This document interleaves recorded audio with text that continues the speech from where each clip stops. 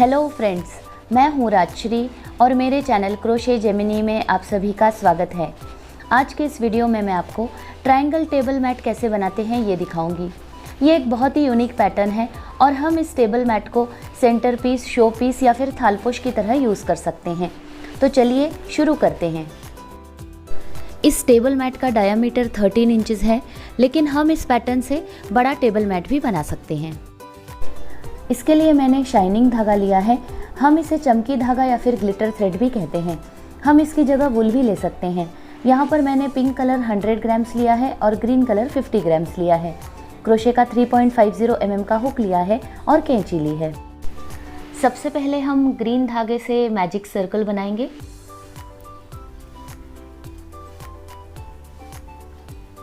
अब हम 3 चेन बनाएंगे। इस 3 चेन को हम पहला डबल क्रोशे स्टिच मानेंगे। अब यहाँ पर फर्स्ट राउंड में हमें टोटल 18 डबल क्रोशे बनाने हैं। इस ट्रायंगल टेबल मैट के पैटर्न में हम हमेशा 3 के मल्टीपल्स में ही डबल क्रोशे स्टिच बनाएंगे। मैंने 18 डबल क्रोशे स्टिच बना लिए हैं। अब यहाँ पर हम धागे के इस सिरे को खींच लेंगे और ये जो हमने सबसे पहला डबल क्रोशे बनाया है, तो हमने 3 चेन बनाई है, तो इस थर्ड चेन में हम स्लिप स्टिच करते हुए इस आखिरी स्टिच को जोड़ लेंगे। तो यहाँ पर ये हमारा फर्स्ट राउंड पूरा हो गया है। सेकेंड राउंड के लिए सबसे पहले हम 3 चेन बनाएंगे। ये हमारा पहला डबल क्रोशे बन गया। अब हम 1 चेन बनाएंगे। अब इसके बाद ये जो दूसरी स्टिच है, इसमें भी हम 1 डबल क्रोशे बनाएंगे। अब फिर से 1 चेन बनाएंगे। अब ये जो तीसरी स्टिच है, इसमें भी हम 1 डबल क्रोशे बनाएंगे, 1 चेन बनाएंगे। इस राउंड में हमें इसी पैटर्न को बनाना है।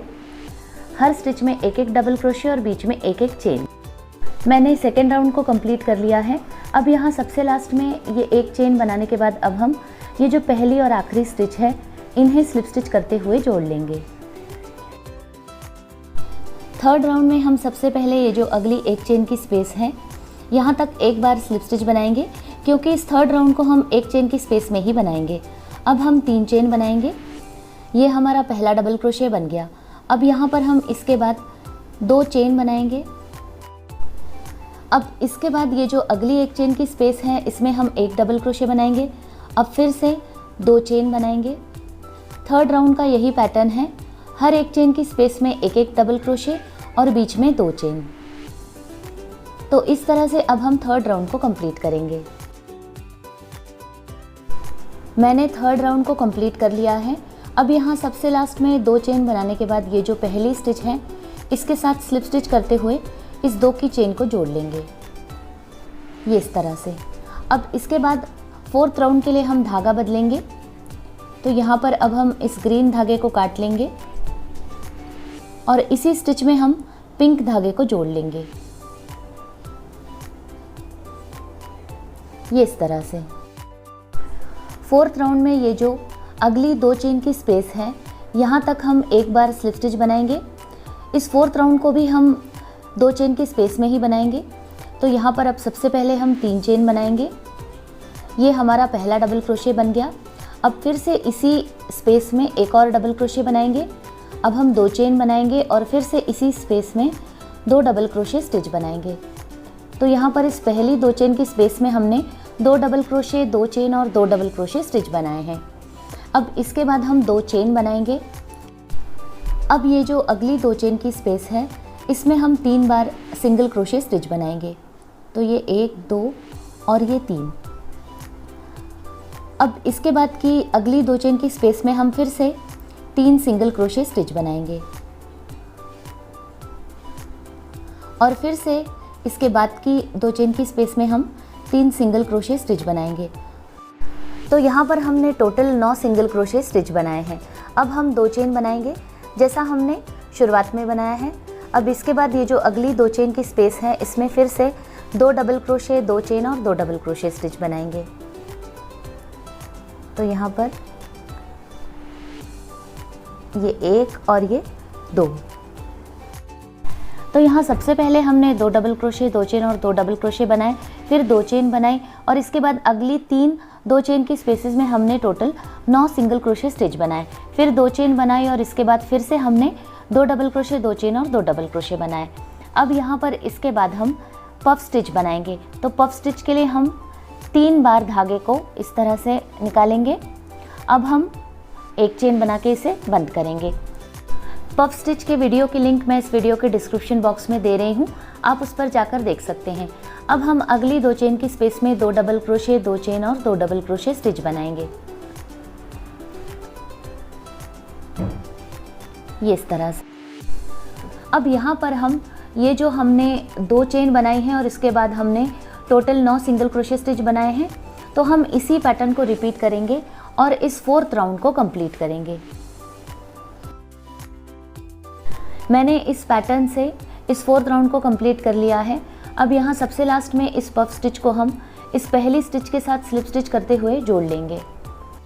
इस पैटर्न को हमने 3 बार रिपीट किया है और इस तरह से अब हमारा ये ट्रायंगल शेप बनने लगा है। अब इसके अगले राउंड में हम ये जो 2 चेन की स्पेस है यहाँ तक 2 बार हम स्लिप स्टिच बनाएंगे। अब फिर से हम 3 चेन बनाएंगे। अब यहाँ पर हम फिर से 2 डबल क्रोशे, 2 चेन और 2 डबल क्रोशे के पैटर्न को रिपीट करेंगे।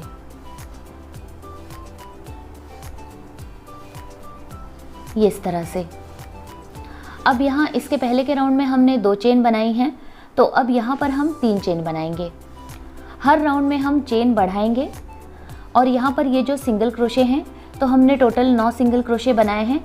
तो अब हम पहले सिंगल क्रोशे को छोड़ देंगे और दूसरे सिंगल क्रोशे से हम टोटल 8 सिंगल क्रोशे स्टिच बनाएंगे। यहाँ पर हम चेन बढ़ाएंगे और सिंगल क्रोशे स्टिच को कम करेंगे। हमने 2 के बदले 3 चेन बनाई हैं, तो यहाँ पर अब हम 9 सिंगल क्रोशे के बदले टोटल 8 सिंगल क्रोशे स्टिच बनाएंगे। इस पैटर्न में हम हमेशा पहले सिंगल क्रोशे स्टिच को ही छोड़ेंगे, ये इस तरह से। अब हम 3 चेन बनाएंगे जैसा हमने शुरुआत में बनाया है। अब फिर से हम 2 चेन की स्पेस में 2 डबल क्रोशे, 2 चेन और 2 डबल क्रोशे स्टिच बनाएंगे।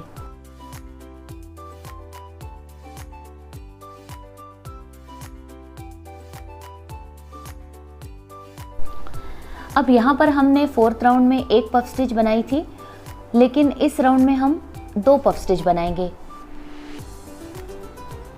इस राउंड में हम पफ स्टिच बढ़ाएंगे।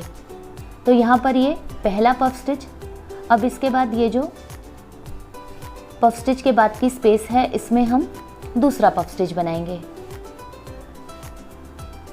ये इस तरह से।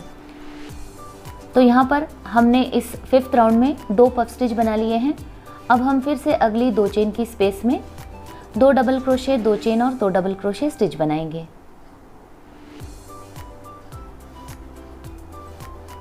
ये इस तरह से। अब हम फिर से इसी पैटर्न को रिपीट करेंगे। यहाँ पर हम 3 चेन बनाएंगे, फिर से 8 सिंगल क्रोशे और फिर से हम इसके बाद यहाँ पर 2 पफ स्टिच बनाएंगे। मैंने 5th राउंड को कंप्लीट कर लिया है। अब यहाँ सबसे लास्ट में हम इस पफ स्टिच के साथ इस पहली स्टिच को स्लिप स्टिच करते हुए जोड़ लेंगे, ये इस तरह से। अब यहाँ पर इसके बाद के राउंड के लिए हम सबसे पहले 2 बार 2 चेन की स्पेस तक स्लिप स्टिच बनाएंगे। अब हम इसी 2 चेन की स्पेस में 2 डबल क्रोशे, 2 चेन और 2 डबल क्रोशे स्टिच बनाएंगे, ये इस तरह से। अब यहाँ पर हमने 3 चेन बनाई है, तो इस राउंड में हम 4 चेन बनाएंगे। यहाँ पर हम हर राउंड में 1-1 चेन बढ़ाएंगे। अब हम ये जो सिंगल क्रोशे स्टिच हैं, इन्हें फिर से कम करेंगे। तो यहाँ पर अब हम पहले सिंगल क्रोशे को छोड़ के इसके बाद के 7 सिंगल क्रोशे में 1-1 सिंगल क्रोशे स्टिच बनाएंगे। तो यहाँ पर हमने 1 सिंगल क्रोशे को कम कर लिया है।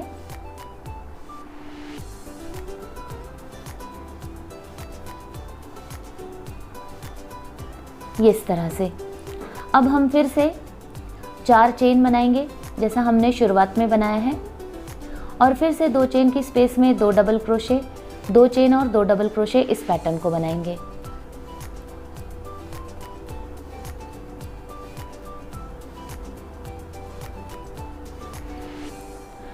अब इसके बाद हमने इसके पहले के राउंड में 2 पफ स्टिच बनाए हैं, तो अब हम यहाँ पर 3 पफ स्टिच बनाएंगे। हर राउंड में हम पफ स्टिच को बढ़ाएंगे, चेन को भी बढ़ाएंगे और हम सिंगल क्रोशे को कम करेंगे। तो यहाँ पर अब हम 3 पफ स्टिच बनाएंगे। ये इस तरह से। अब हम ये जो अगली 2 चेन की स्पेस है इसमें 2 डबल क्रोशे, 2 चेन और 2 डबल क्रोशे स्टिच बनाएंगे। तो यहाँ पर अब हम इस 6th राउंड को कंप्लीट करेंगे। इसके आने वाले राउंड्स में हम एक एक चेन बढ़ाएंगे और सिंगल क्रोशे स्टिच एक एक से घटाएंगे, और यहाँ पर फिर से हम ये जो पफ स्टिच है इन्हें बढ़ाएंगे। तो अब हम एक सिंगल क्रोशे बचे रहने तक इसी पैटर्न को रिपीट करेंगे। मैंने एक सिंगल क्रोशे बचे रहने तक इस पैटर्न को कंप्लीट कर लिया है और हमारा ये पैटर्न बहुत सुंदर दिख रहा है। अब यहाँ पर सबसे लास्ट में हम इस पहली स्टिच के साथ इस पफ स्टिच को स्लिप स्टिच करते हुए जोड़ लेंगे। यहाँ पर मैंने टोटल पिंक धागे से 9 राउंड्स को बनाया है। ये टोटल 9 राउंड्स, और यहाँ पर हमने सबसे पहले 9 सिंगल क्रोशे बनाए और हर राउंड में एक एक सिंगल क्रोशे घटाते हुए एक सिंगल क्रोशे तक इस पैटर्न को बनाया है। अब इसके बाद हम पिंक धागे को काट लेंगे, क्योंकि इसके बाद के राउंड में हमें बॉर्डर बनानी है और बॉर्डर को हम ग्रीन धागे से बनाएंगे। तो अब हम इसी स्टिच में ग्रीन धागे को जोड़ लेंगे। अब हम ग्रीन धागे से इस राउंड में बॉर्डर डिज़ाइन बनाएंगे। बॉर्डर के लिए सबसे पहले हम 3 चेन बनाएंगे। ये हमारा पहला डबल क्रोशे बन गया। अब यहाँ पर ये जो हमने 2 डबल क्रोशे, 2 चेन और 2 डबल क्रोशे का पैटर्न बनाया है, तो सेकेंड डबल क्रोशे में हम फिर से 2 डबल क्रोशे बनाएंगे। तो इस तरह से यहाँ पर ये टोटल 3 डबल क्रोशे बन गए हैं। अब 2 चेन की स्पेस में हम सबसे पहले एक डबल क्रोशे बनाएंगे। अब हम पीको स्टिच बनाएंगे, तो इसके लिए हम 3 चेन बनाएंगे और ये जो पहली और तीसरी चेन है इसमें से स्लिप स्टिच करते हुए पीको स्टिच को बनाएंगे। अब हम फिर से इसी स्पेस में एक डबल क्रोशे स्टिच बनाएंगे। अब इसके बाद ये जो 2 डबल क्रोशे के बीच की स्पेस है इसमें हम टोटल 3 डबल क्रोशे स्टिच बनाएंगे, ये इस तरह से। तो यहाँ पर हमने 2 डबल क्रोशे, 2 चेन और 2 डबल क्रोशे की बॉर्डर को कंप्लीट कर लिया है। अब हम फिर से 2 चेन बनाएंगे। अब इसके बाद ये जो 10 चेन हैं इनमें हमें टोटल 12 सिंगल क्रोशे स्टिच बनाने हैं। तो अब हम इस 10 चेन की स्पेस में टोटल 12 सिंगल क्रोशे स्टिच बनाएंगे। हम अपनी पसंद के किसी भी बॉर्डर पैटर्न को यहाँ पर बना सकते हैं।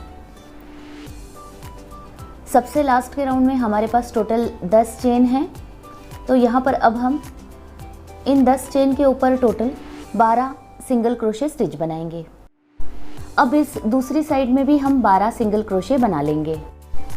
मैंने दोनों तरफ 10-10 चेन के ऊपर 12 सिंगल क्रोशे स्टिच बना लिए हैं।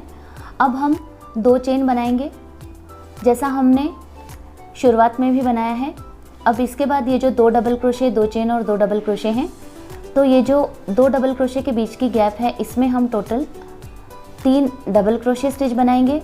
अब हम 2 चेन की स्पेस में एक डबल क्रोशे, अब इसके बाद 3 चेन बनाकर ये पीको स्टिच बनाएंगे। अब फिर से इसी 2 चेन की स्पेस में हम एक डबल क्रोशे स्टिच बनाएंगे और इसके बाद ये जो 2 डबल क्रोशे के बीच की स्पेस है इसमें टोटल 3 डबल क्रोशे स्टिच बनाएंगे। तो यहाँ पर इस तरह से हमने 2 डबल क्रोशे, 2 चेन और 2 डबल क्रोशे की बॉर्डर को कंप्लीट कर लिया है। अब हम ये जो पफ स्टिच है तो यहाँ सबसे पहले 2 चेन बनाएंगे। अब इसके बाद ये जो पहली गैप है इसमें 2 सिंगल क्रोशे स्टिच बनाएंगे। अब पफ स्टिच के ऊपर एक सिंगल क्रोशे।